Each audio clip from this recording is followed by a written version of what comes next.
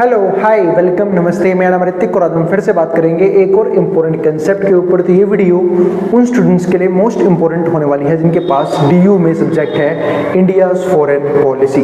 तो चलिए शुरू करते हैं आज की वीडियो को, जहाँ पे हम फिर से डिस्कस करने वाले हैं यूनिट नंबर फर्स्ट के एक और इम्पोर्टेंट कंसेप्ट के बारे में। तो ये होगा हमारा यूनिट नंबर 1 का आखिरी वीडियो और आखिरी कंसेप्ट, जहाँ हम डिस्कस करेंगे कि इंडिया को स्विंग स्टेट क्यों बोला जाता है।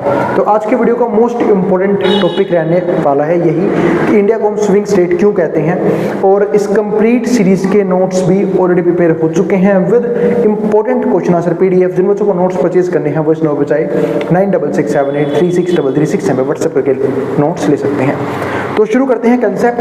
तो हम यहाँ पे बात कर रहे हैं India as a swing state, role of India in shaping the emerging world order. इसके अलावा हम चैलेंजेस के बारे में भी बात करेंगे और लिमिटेशंस के बारे में भी बात करेंगे, ठीक है। और जो पंचामृत है 5 pillars of India's foreign policy, इसको भी हम यहाँ पे क्या करेंगे, समझेंगे। तो सबसे पहला टॉपिक क्या आता है कि इंडिया को हम स्विंग स्टेट क्यों बोलते हैं। उसका एक सबसे बड़ा रीज़न क्या है कि हमारे देश ने बहुत ज़्यादा उतार चढ़ाव देखे हैं, है ना।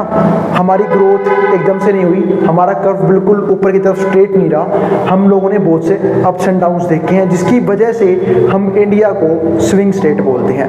और फॉरेन पॉलिसी में भी हमने बहुत सारे मेजर चेंजेस किए हैं, ठीक है, जो कि बहुत ज़रूरी भी थे टाइम के हिसाब से, इसलिए भी हम इंडिया को स्विंग स्टेट बोल सकते हैं।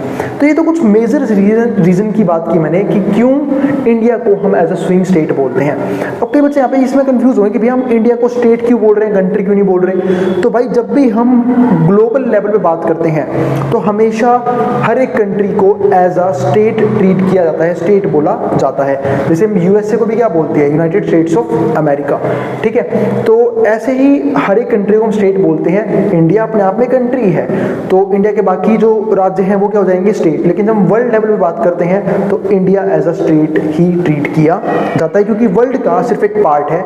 इंडिया जैसे बहुत से देश एग्जिस्ट करते हैं इस रीजन की वजह से, ठीक है। तो वही चीज़ हम यहाँ पे समझनी है। इसके अलावा हम यहाँ पे ये भी समझेंगे कि जो इंडिया है, ठीक है, जब हम इंडिया की इतनी बात कर रहे हैं तो इतनी डाइवर्स कंट्री है ना, जहाँ पे डाइवर्स तरह के लैंग्वेजेस बोले जाते हैं, अलग तरह के लोग रहते हैं, ठीक है, अलग अलग तरह के कल्चर्स फॉलो होते हैं, रिलीजन्स हैं, कास्ट हैं, ठीक है। और यही नहीं, ठीक है, हमारे जो चीज़ें हैं ना, जो हमें हमारे पूर्वजों से मिली हैं, वो भी क्या है, बहुत ज़्यादा है। ज्योग्राफी भी क्या होती है, बहुत ज़्यादा डाइवर्स है, ठीक है। हर जगह एक जैसा मौसम नहीं रहता, एक जैसा माहौल नहीं रहता, ठीक है। ये भी एक रीज़न है कि हम जो है वो इंडिया के बारे में इतना ज़्यादा डीप में बात करते हैं। और जब हम बात करते हैं कि वर्ल्ड लेवल पे भी हम इंडिया को इग्नोर नहीं कर सकते, क्योंकि हमारे इंडिया ने बहुत कुछ दिया है वर्ल्ड लेवल पे भी, ठीक है। तो जिसकी वजह से हम जो है वो फॉरेन पॉलिसी में एक इम्पोर्टेंट रोल समझते हैं, किसका, इंडिया का, ठीक है। तो ये तो कुछ मेजर चीज़ें हुई जिसकी वजह से हम इंडिया को एज अ स्विंग स्टेट बोल पा रहे हैं, ठीक है। और शायद इकलौती आप ऐसी कंट्री मान लो इस पूरे वर्ल्ड की जहाँ पे इतनी ज़्यादा प्रोस्पेरिटी है ना, इतने ज़्यादा खुशहाल लोग रहते हैं, ठीक है। इतने सारे लोग एक साथ रहते हैं, वो भी अलग अलग कल्चर को फॉलो करने वाले, अलग अलग रिलीजन को फॉलो करने वाले, अलग अलग भाषाएं बोलने वाले, ठीक है। इतने सारे लोग जो है क्या हो रहे हैं, एक साथ रह रहे हैं, ठीक है। तो ये सब क्या है, रीजन बनते हैं इंडिया के स्विंग स्टेट होने का। तो अब हमें समझना है कि इंडिया का कितना इंपॉर्टेंट रोल रहा फॉरेन पॉलिसी को वर्ल्ड लेवल पे क्रिएट करने में, और कैसे इंपैक्ट डाला इंडिया ने पूरे वर्ल्ड पे। इसके अलावा कुछ चीज़ और समझते हैं। हमने पॉजिटिव पॉइंट्स के बारे में बहुत बात कर ली, बट बहुत सारी नेगेटिविटी भी है। और जब पॉजिटिविटी की बात कर रहे हैं तो भाई नेगेटिविटी भी है, तो हम उसे भी इग्नोर नहीं कर सकते। हम बोल रहे हैं इंडिया बहुत ज़्यादा प्रोस्पेरस है, लेकिन दिक्कत क्या है कि हमें एक्सप्लॉइट भी उतना ही ज़्यादा किया गया है। जैसे जब ब्रिटिश ने हमारे वहाँ कॉलोनी बनाई थी अपनी, तो उन्होंने हमारे रिसोर्सेज एक्सप्लॉइट किए, ठीक है। इसके अलावा आज भी हमारे देश में इतना ज़्यादा मात्रा में रिसोर्सेज होते हुए भी हम जो हैं वो उस लेवल पे ग्रोथ अचीव नहीं कर पाए, शायद जिस लेवल पे हमें करनी चाहिए थी। यानी कि अभी भी हमारे देश में गरीबी इतनी ज़्यादा है कि बहुत से लोगों को, और बहुत से क्या, कुछ करोड़ों लोगों को ना आज भी जो बेसिक नीड्स है ना उसमें भी सफ़र करना पड़ता है, जैसे कि रोटी नहीं मिलती टाइम पे, कपड़े नहीं है, ठीक है, घर नहीं है, सर पे छत नहीं है, फुटपाथ पे सोना पड़ता है, ठीक है। ऐसे बहुत सारे केसेस हम अपने आसपास देखते हैं और समझते भी हैं, ठीक है। तो ये सब क्या है, कुछ मेजर प्रॉब्लम है कि जब हम इंडिया को प्रोस्परस बोल रहे थे ज़्यादा, लेकिन हम ऐसी प्रॉब्लम्स आज भी सोल्व नहीं कर पाए हैं। और इसमें सबसे बड़ी जो दिक्कत है वो क्या है, करप्शन हमारे देश में,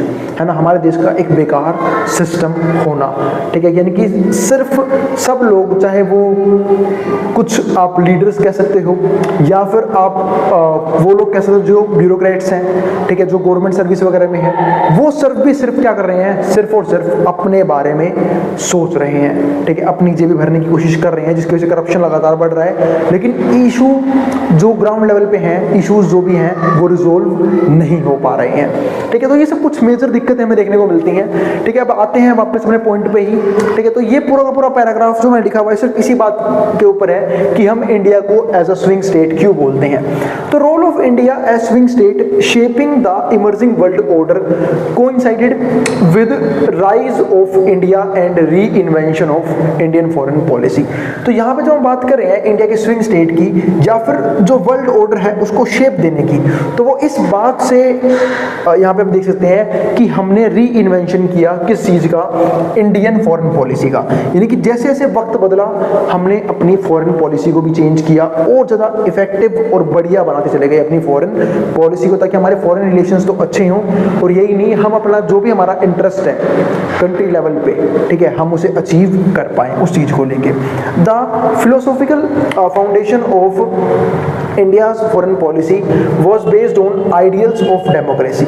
एक तो हम बात करते हैं किसके बारे में, डेमोक्रेसी के बारे में। बिल्कुल सही बात है कि हमारा देश इस दुनिया का लार्जेस्ट डेमोक्रेटिक कंट्री है ना, बिल्कुल सही बात है। लेकिन दिक्कत क्या है, यहाँ पे कुछ नेगेटिव पॉइंट भी है। हम डेमोक्रेसी बोल जरूर रहे हैं, ये भी बोल रहे हैं कि हमारे देश में लीडर्स को हम खुद चूज करते हैं, लेकिन दिक्कतें क्या हैं कुछ कि भाई जो लीडर्स हैं वो भी अब हमारे देश के रिसोर्सेज को और लोगों को सिर्फ और सिर्फ एक्सप्लॉइट करने में लगे हुए हैं, जो हम आजकल देख भी पा रहे हैं अपने आसपास, है ना। जिन पार्टी को हम बहुत ज़्यादा बढ़िया पार्टी समझते थे या फिर जिन लीडर्स को हम बहुत अच्छा मानते थे, ठीक है, उन्होंने एक्सप्लॉइटेशन के अलावा और कुछ नहीं दिया, ठीक है, हर तरीके से हार्म किया, ठीक है। गरीबी लगातार बढ़ती जा रही है, महंगाई उससे तेजी से बढ़ती जा रही है, इनकम उस लेवल पे नहीं बढ़ रही है, अनएम्प्लॉयमेंट लगातार बढ़ती जा रही है, ठीक है, वो भी खासकर एजुकेटेड अनएम्प्लॉयमेंट, यानी कि वो लोग, वो पर्सन जो एजुकेटेड हैं वो फिर भी क्या है, अनएम्प्लॉयड हैं, बेरोजगार हैं, सिर्फ इस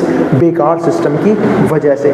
और दिक्कत क्या है कि जो लीडर हैं या फिर जो भी नेता वगैरह हैं, ठीक है, जो भी पॉलिटिशियंस हैं, उनके जो बच्चे हैं वो एक तरह से आप यूँ मान लो कि नेपोटिज्म का पार्ट है, उन्हें हमेशा एक बेहतर कुर्सी कहीं ना कहीं अवेलेबल हो जाती है, भले ही कुछ ना आता हो, भले ही चार शब्द बोल लेना आते हों, ठीक है। और आजकल आप देख भी रहे होगे ऐसे ऐसे मिनिस्टर की कोई कमी नहीं है जिन्हें कोई भी हक नहीं है उस पद पे बैठने का, लेकिन फिर भी उस कुर्सी पे बैठे हैं। सिर्फ किस वजह से, क्योंकि हमने उन नेताओं को चूज कर रखा है। पर हमने उन नेताओं को चूज कर रखा है, उनके बच्चों को थोड़ी ना, पर उनके बच्चे भी उस नेपोटिज्म का फायदा उठा रहे हैं। और अगर नहीं उठा रहे हैं फायदा तो कुछ को वो लोग विदेशों में सेटल करने में लगे हुए हैं, सिर्फ इंडिया के रिसोर्सेज के बदौलत इसको एक्सप्लॉइट करके, ठीक है। तो मतलब ज़्यादातर लोगों का ये मानना है कि कुछ नहीं है, जो खासकर लीडर्स हैं या फिर जो पॉलिटिशियंस हैं सो कॉल्ड हमारे, कि भाई यहाँ से पैसा उठाओ, यहाँ से रिसोर्सेज उठाओ, ठीक है, अपने बच्चों को दो, वो विदेश में सेटल होंगे, यहाँ भले ही लोग मरे कटे, ठीक है, अनएम्प्लॉयमेंट बढ़े, पोल्यूशन लगातार हो, कोई मतलब नहीं किसी को, ठीक है। तो ये जो अकाउंटेबिलिटी है ना, वो कि कोई भी उठाने को तैयार नहीं है। तो जो फिलोसॉफिकल फाउंडेशन की बात कर रहे हैं, तो हम बात करते हैं डेमोक्रेसी की आइडिया की, लेकिन ये आज भी आइडिया ही है, भले ही हम एक डेमोक्रेटिक वर्ल्ड में रह रहे हैं। अब कहने को तो मैं चाइना को ही कह सकता हूँ, वहाँ पे वन पार्टी सिस्टम है, वहाँ पे कम्युनिस्ट पार्टी रूल करती है, लेकिन ये समझ के तो देखो भाई, वो फिर भी इतना ज़्यादा ग्रो कर पा रहे हैं। वहाँ के लोगों को क्यों शिकायत होगी कि हमारी कंट्री में डेमोक्रेसी फॉलो नहीं होता है, ठीक है। भले ही मानता हूँ कुछ दिक्कतें हो सकती है उस कंट्री में भी, लेकिन फाइनेंशियल लेवल पे, इकोनॉमिक लेवल पे वो कंट्री कहीं गुना आगे है। शायद शायद वर्ल्ड के टॉप पे बैठी हुई है, आप ये समझ सकते हो। कहाँ एक टाइम ऐसा था तो चाइना हमसे ही पीछे था ग्रोथ के मामले में, ठीक है, रिसोर्सेज के मामले में, लेकिन आज क्या है, आज लीड कर रहा है पूरी दुनिया को। तो आप ये चीज़ समझ सकते हो कि किस तरीके से किस लेवल पे एक्सप्लोइट किया गया होगा कि चाइना जैसी कंट्री भी इतनी आगे निकल गई है जहाँ पे डेमोक्रेसी फॉलो भी नहीं होती है, ठीक है। तो इसका बात का मतलब नहीं है कि मैं डेमोक्रेसी गलत बता रहा हूँ, लेकिन किस तरीके से इसे मिसयूज किया जा रहा है हम उसके बारे में भी तो बात कर सकते हैं। तो वही चीज़ यहाँ पे है। प्रोस्पेरिटी की बात करते हैं तो बिल्कुल सही बात है भाई, प्रोस्परस तो है हमारा देश, क्योंकि गुस्सा इसी बात का है कि हमारा देश प्रोस्पेरस है, लेकिन फिर भी हम डेवलपमेंट क्यों नहीं कर पा रहे। जिस देश के पास रिसोर्सेज की कभी कमी रही ही ना हो, आज तक भी नहीं है, पहले भी नहीं थी, भर भर के रिसोर्सेज हैं, लेकिन फिर भी उसकी ग्रोथ में दिक्कतें आ रही हैं, ऐसा क्यों हो रहा है, क्या रहे रीज़न। पॉपुलेशन को भी आप रीज़न नहीं बोल सकते, चाइना भी तो है बगल में भाई, मैं फिर उसका एग्जांपल लूंगा, ठीक है, वो भी तो बगल में है, बहुत ज़्यादा हाईली पॉपुलेटेड है, लेकिन फिर भी ग्रोथ उस लेवल की है कि हम शायद उनसे 50-60 साल पीछे हैं, ऐसा क्यों है, ठीक है। तो भाई हम प्रोस्पेरिटी की बात करते हैं नॉन वायलेंस की, तो सही बात है, नॉन वायलेंस है, ठीक है। तो यानी कि हम जो है जनरली वायलेंस फॉलो नहीं करते हैं, शांति वाला देश है हमारा, जनरली हम वॉर वगैरह में भी जल्दी से नहीं आते हैं। लेकिन दिक्कत क्या है, इंटरनल वॉर्स तो फिर भी हो रही हैं, दुनिया भर की वॉर वगैरह होती रहती है इंटरनल लेवल पे, या फिर लॉ एंड ऑर्डर को छेड़छाड़ होता है, ठीक है, कोई भी किसी का मर्डर कर देता है। और जनरली ऐसे केसेस में हमने ये भी देखा है कि जल्दी से लोगों को जस्टिस भी नहीं मिलता है ना। और वो भी उसका एक रीज़न क्या है, क्योंकि यहाँ भी क्या आता है एक वर्ड, करप्शन, कि भाई अगर बंदा अमीर है, पावरफुल है, देन वो कुछ भी अचीव कर सकता है, देन वो मर्डर कर देगा जब भी छूट सकता है। लेकिन अगर बंदा पुअर है तो भाई उसे सजा काटनी पड़ेगी। और कई बार ऐसा देखा गया है कि जो पुअर वगैरह लोग हैं उन्हें और ज़्यादा एक्सप्लॉइट करने के लिए उनके ऊपर जो है झूठे इंजाम वगैरह भी लगाए जाते हैं। तो बहुत सी दिक्कतें हैं, ठीक है। तो नॉन वायलेंस हम बोल देते हैं, बट ये सिर्फ बोलने में अच्छा लगता है। गांधी जी वाला ज़माना जो है वो क्या हो गया, चला हो गया। हाँ, स्पिरिचुअलिटी इसमें मैं मान सकता हूँ कि भाई हमारी जो कंट्री बहुत ज़्यादा क्या है, स्पिरिचुअल है, हम पूजा पाठ बहुत करते हैं। और ज़्यादातर जो हमारे जो भी टूरिज्म स्थल हैं, यानी कि जो भी घूमने वाली जगह हैं, वो ज़्यादातर मंदिर वगैरह ही होती हैं। तो स्पिरिचुअल के मामले में तो भाई मैं काफ़ी मानता हूँ, ठीक है। पीस भाई, शांति भी है, ठीक है, अगर लोग बनाए रखें तो, ठीक है। ह्यूमैनिटी भी है बिल्कुल, और इसके अलावा डिग्निटी भी है लोगों के बीच में। संस्कृति जिसको हम बोलते हैं कल्चर एंड कल्टीवेशन, यानी कि हमें फ्रीडम है पूरी कि हमें कैसे रहना है, कौन से कल्चर को फॉलो करना है। And commitment towards the principle of anti colonialism, ठीक है, non alignment and anti racialism at world stage, यानी कि ना तो हम कॉलोनी के अकॉर्डिंग चलेंगे, ना ही अब कॉलोनी सिस्टम बनाई जाएगी, ठीक है, ना ही हम जो यहाँ पे बात कर रहे हैं नॉन अलाइनमेंट मूवमेंट की, हम किसी अलाइन भी नहीं होंगे किसी भी सुपर पावर से, हम नॉन अलाइन रहेंगे, यानी कि खुद के ऊपर, हमारे ऊपर खुद का ही कंट्रोल रहेगा। तो ये सब कुछ बेनिफिट है, ठीक है। इसके अलावा क्या आता है, one can not ignore role of India's foreign policy making in solving the contemporary global challenges.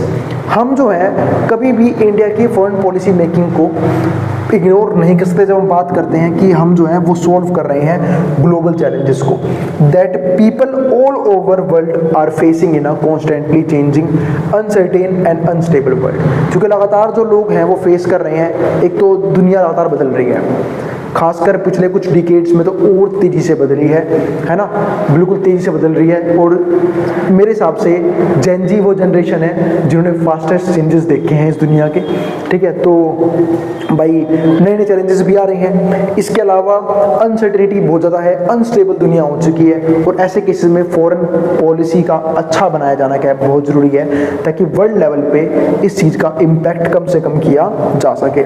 Role of India has become significant making world stable, यानी कि जब हम बात करते हैं इंडिया के फॉरेन पॉलिसी के, फिर इंडिया की, तो सिग्निफिकेंट रोल प्ले किया इंडिया ने एक stable, free, open, inclusive, sustainable and human place to live, ताकि जो ये पृथ्वी है, ये दुनिया है, वो इंसानों की जगह जो है, इंसानों के लिए रहने की जगह जो हमेशा बनी रहे। ठीक है। इस चीज़ को लेके हम हमेशा सस्टेनेबल डेवलपमेंट की बात करते हैं कि डेवलपमेंट इस तरीके से हो कि उसका बेनिफिट आज की जनरेशन को भी मिले और फ्यूचर जनरेशन को भी मिले, इंक्लूसिव है, ओपन है और स्टेबल तो है ही। इसके बाद कुछ लिमिटेशंस भी हैं, चैलेंजेस एंड लिमिटेशंस के बारे में बात करते हैं। अब वो लिमिटेशंस किस किस तरह की हैं? पहला, problematic political developments in neighbouring countries. कुछ पॉलिटिकल डेवलपमेंट जो है ना वो प्रॉब्लमेटिक है बहुत ज़्यादा, जैसे कि राइज ऑफ चाइना। चाइना की बात करते हैं भाई, चाइना ने भी काफ़ी परेशान किया है, ठीक है। एक टाइम पे जो हमारे पहले प्रधानमंत्री थे, ठीक है, नेहरू जी, उन्होंने क्या किया था उस टाइम पे कि भाई भारत चीनी भाई भाई, यहाँ तक कि हमने वीटो पावर भी सेक्रीफाइस कर दिया था अपना कि भाई चाइना को दे देते हैं, यानी कि हमें यूएन ने, ठीक है, वीटो पावर भी दिया था, ठीक है, कि भाई वीटो पावर है और वो हमारे इंडिया को मिल सकता था, ठीक है। लेकिन क्या हुआ, वो चाइना को दे दिया गया कि भाई वीटो पावर। अब वीटो पावर जो मैं बता देता हूँ, वीटो पावर वो पावर होती है कि जिसके जरिए अगर किसी मुद्दे पे बात चल रही है सिक्योरिटी काउंसिल में, ठीक है, तो आप अपना वीटो यूज करके उस बात को तुरंत खारिज करवा सकते हो, उस चीज़ को, अगर वीटो पावर है तो, ठीक है। लेकिन दिक्कत क्या हुई कि भाई हमारे प्रधानमंत्री जी, उन्हें चाहिए था कि भाई हाँ, अब उस टाइम पे सर्कमस्टांसेस भी वैसे रहे होंगे, ठीक है, हमारी अच्छी बनती होगी चाइना के साथ, तो ऐसा कर भी दिया। लेकिन आज भी पता होगा, जब भी आज भी ये बात छिड़ती है ना कि यूएन के सामने कि भाई इंडिया को भी हमें वीटो पावर प्रोवाइड करना चाहिए, इमर्जिंग देशों में से एक है, तो चाइना सबसे पहले वीटो लगाता है कि नहीं, इस वक्त जिक्र ही नहीं करनी, इंडिया को कभी भी हम वीटो प्रोवाइड नहीं होने देंगे। तो ये दिक्कत है। तो भाई चाइना भी आज अड़ंगे डाल रहा है, डायरेक्टली नहीं डालता, इनडायरेक्टली बहुत ज़्यादा परेशान करता है। जैसे फॉर एग्जाम्पल हम मान लेते हैं, हम पाकिस्तान की बात करते हैं भाई, जब पाकिस्तान में हम बात करते हैं टेररिज्म की, परेशान हो रखे हैं हम, है ना, हर साल कुछ ना कुछ होता ही रहता है, आतंकवादी हमले होते ही रहते हैं, ठीक है, क्योंकि डायरेक्टली तो वो वॉर कर नहीं सकते। अब दिक्कत है कि सप्लाई कहाँ से है इनके पास, पीछे से, क्या तो चाइना, क्योंकि इनके पास, जिनके पास खाने के पैसे ना हो, उनके पास हथियारों के लिए पैसे कहाँ से आएंगे? तो कुछ ही रीजंस हैं कि भाई चाइना उन्हें प्रोवाइड करेगा पैसे, यूएस से प्रोवाइड कर सकता है, तो डायरेक्टली भाई ये कुछ दिक्कतें हैं, कुछ कंट्रीज़ हैं जो डायरेक्टली हथियार वगैरह इन्हें सेल कर सकती है, फाइनेंशियली तो हेल्प करती ही है इनकी हर तरीके से, क्योंकि इन्हें भी पता है जब तक दो देश लड़ेंगे नहीं, हथियार कैसे बिकेंगे, और हथियार बनाता कौन है वो आप लोगों को ही पता है। तो वही चीज़ यहाँ पे है। तो चाइना इशू है, इशू ऑफ पाकिस्तान की बात करते हैं हम, या फिर हम बात करते हैं टेररिज्म की, ठीक है, इसके अलावा इंसर्जेंसी, ठीक है, immigration, civil wars, political instability, ये सब चीज़ें जो है ना क्या करती है, बहुत ज़्यादा परेशान करती है।